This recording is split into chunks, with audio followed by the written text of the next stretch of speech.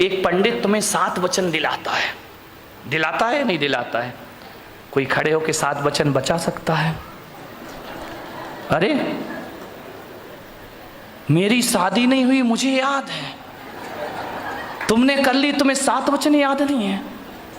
बताओ वो जय कुमार जी कहाँ गए? 7 वचन कौन कौन से थे? वाह रे फर्जीवाड़ा,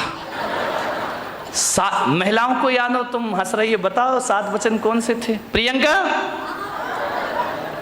नहीं मालूम 7 वचन?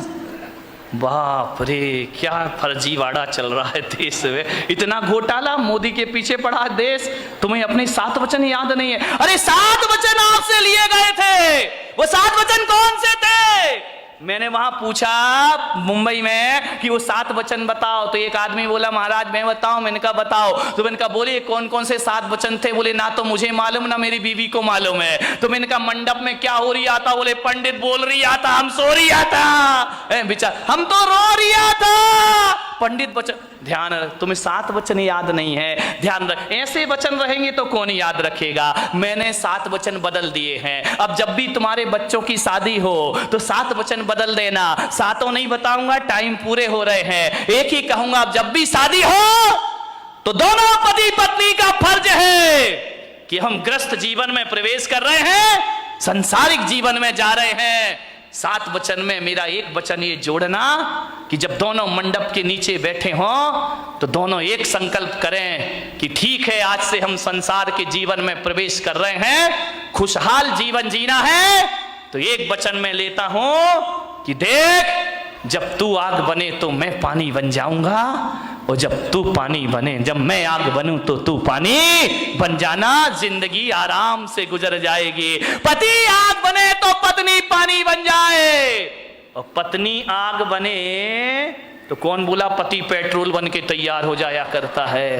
पेट्रोल नहीं बनना, जिंदगी नहीं चलेगी, बर्बाद हो जाएगी। पानी बन जाओ। पुरुषों से मेरा, ये बेचारी आई हैं, रात दिन मेहनत करती हैं, अपना पीहर छोड़ के आई है, परिवार छोड़कर आई हैं, आपकी सेवा कर रही है, ये आपको भी संभालती हैं, बच्चों को भी संभालती हैं, समाज को भी, घर सब संभालती हैं। आप करते क्या करते तुम लोग घर में? खाए पिए, कपड़े बदले, ऑफिस गए, लौट के आए, नोट पटके सो गए।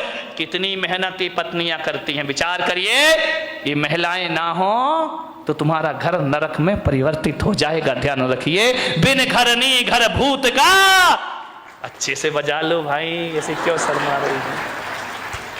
विचार करिए, आप दिन भर में 10 बार आग बनते हैं तो ये बेचारी 10 बार पानी बनती है, ध्यान रखिए। नारी का जीवन तो वो होता है, अपने लिए वो खाना भी नहीं बनाती है, ध्यान रखना।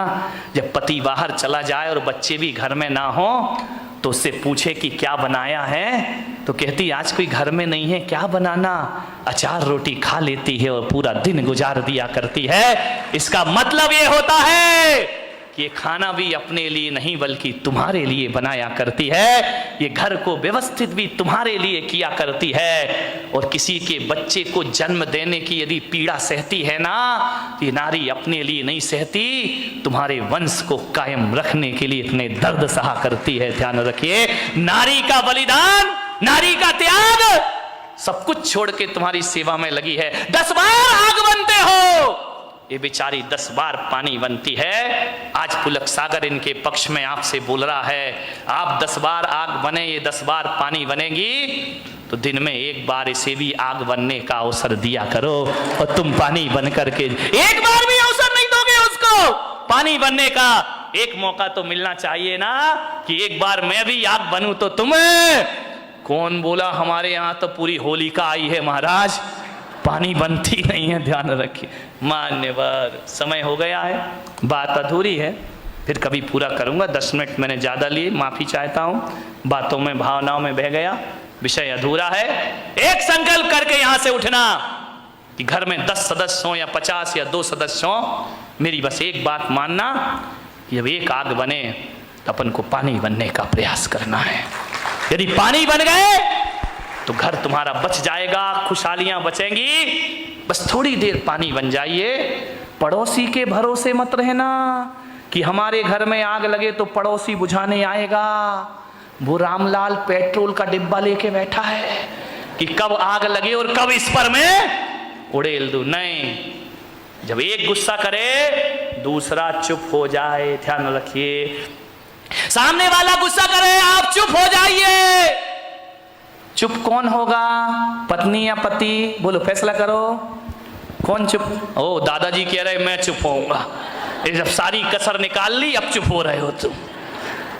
बताइए कौन चुप होगा? दोनों में प्रवचन समाप्त करता हूं। पत्नी चुप हो या पति चुप हो? बोलो बोलो फटाफट बोलो, मुंह से नहीं निकल रहा है, नहीं सुधरोगे जिंदगी में।